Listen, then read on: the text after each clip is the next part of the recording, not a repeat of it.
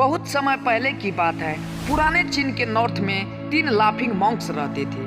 उनका नाम किसी को नहीं पता, क्योंकि उन्होंने अपने बारे में किसी को बताया ही नहीं, ना ही उन्होंने कभी किसी बात का जवाब दिया। चीन में उन्हें बस 3 हंसते हुए भिक्षुओं के नाम से जाना जाता था। वो 3 लाफिंग मॉन्क्स सिर्फ एक ही काम करते थे। एक गांव में प्रवेश करते, बाजार के बीचों बीच खड़े होते और हंसना चालू करते। वे अपने पूरे अस्तित्व के साथ हंसते। अचानक लोगों का ध्यान उनके तरफ खींचा चला जाता और धीरे धीरे उनके चारों तरफ भीड़ इकट्ठा हो जाती। वे इतनी एकाग्रता, तल्लीनता और संपूर्णता के साथ हंसते कि उनकी हंसी देख के पूरा गांव हंसने लग जाता।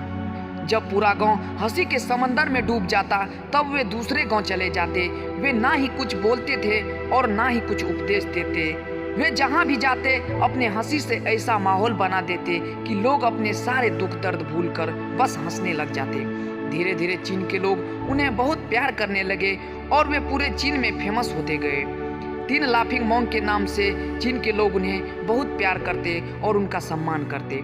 इससे पहले और उनके बाद कभी किसी ने इस तरह प्रचार नहीं किया कि जीवन केवल एक हंसी होनी चाहिए और कुछ नहीं। विशेष रूप से किसी पे वह नहीं हंसते थे। वे बस हंसते थे कि उन्होंने ब्रह्मांडी मजाक को समझ लिया हो, जैसे कि उन्होंने ईश्वर के मजाक को समझ लिया हो। उन्होंने एक शब्द का उपयोग किए बिना ही चीन में इतना आनंद फैलाया जितना आज तक किसी ने नहीं फैलाया हो। लोग उनका नाम पूछते, लेकिन वो बस हंसते ही रहते। इस प्रकार उसका नाम 3 हंसते हुए भिक्षु बन गया। पूरे चीन में घूम घूम के लोगों को हंसाते हुए समय के साथ वे तीनों मॉन्क बूढ़े हो गए। और एक रात की बात है, जब वह किसी गांव में ठहरे थे तो उन तीनों में से एक भिक्षु की मौत हो गई। पूरा गांव स्तब्ध हो गया।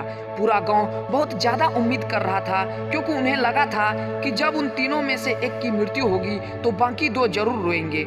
ये देखने लायक होगा, क्योंकि किसी ने भी उनको रोते हुए कभी नहीं देखा था। जब सुबह हुई तो पूरा गांव इकट्ठा हुआ, लेकिन दोनों भिक्षु तीसरे की लाश के पास खड़े होकर जोर जोर से हंस रहे थे। ऐसी हंसी जैसे उन्होंने आज से पहले कभी ना हंसी हो। गांव के कुछ बुजुर्गों ने उन्हें समझाने की कोशिश की कि यह आपका साथी था और इसकी मृत्यु पर आपको ऐसा हंसना नहीं चाहिए। तब उस दिन पहली बार उन भिक्षुओं ने लोगों से बात की और कहा, हम हंस रहे हैं क्योंकि यह आदमी जीत गया है। हम हमेशा सोचते थे कि पहले कौन मरेगा, लेकिन इस आदमी ने पहले मरकर हमें हरा दिया। हम अपने हार और इसकी जीत पर हंस रहे हैं। इसके अलावा ये कई वर्षों तक हमारे साथ रहा। हम एक साथ हंसे, हमने एक दूसरे की मौजूदगी और उपस्थिति का आनंद लिया। इसे अंतिम विदा देने का बेहतर तरीका और क्या हो सकता है। हम केवल हंस सकते हैं, लेकिन पूरा गांव उदास था। जब मृत भिक्षु के शरीर को अंतिम संस्कार के लिए चिता पर लिटाया गया था, तब सारे गांव वालों को एहसास हुआ कि बाकी 2 भिक्षु मजाक नहीं कर रहे थे। तो तीसरा जो मृत भिक्षु था वो भी हंस रहा था।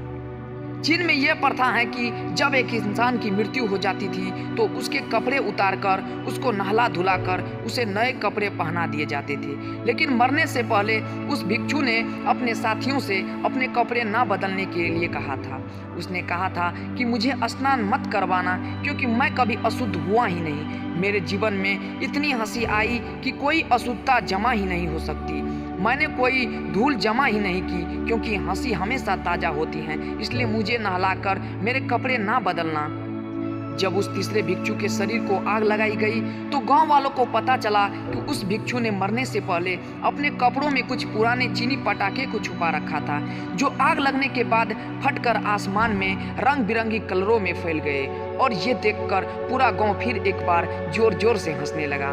वो इस तरह उस 3 लाफिंग मॉन्क में से वो तीसरा मॉन्क मरने के बाद भी गांव वालों को हंसा कर गया।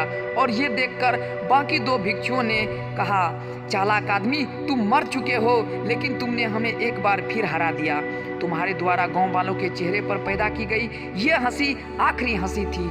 दोस्तों, यह कहानी कैसी लगी हमें कमेंट के जरिए जरूर बताएं। Thanks, God bless you all. बहुत समय पहले की बात है। पुराने चीन के नॉर्थ में 3 लाफिंग मॉन्क्स रहते थे। उनका नाम किसी को नहीं पता, क्योंकि उन्होंने अपने बारे में किसी को बताया ही नहीं, ना ही उन्होंने कभी किसी बात का जवाब दिया। चीन में उन्हें बस 3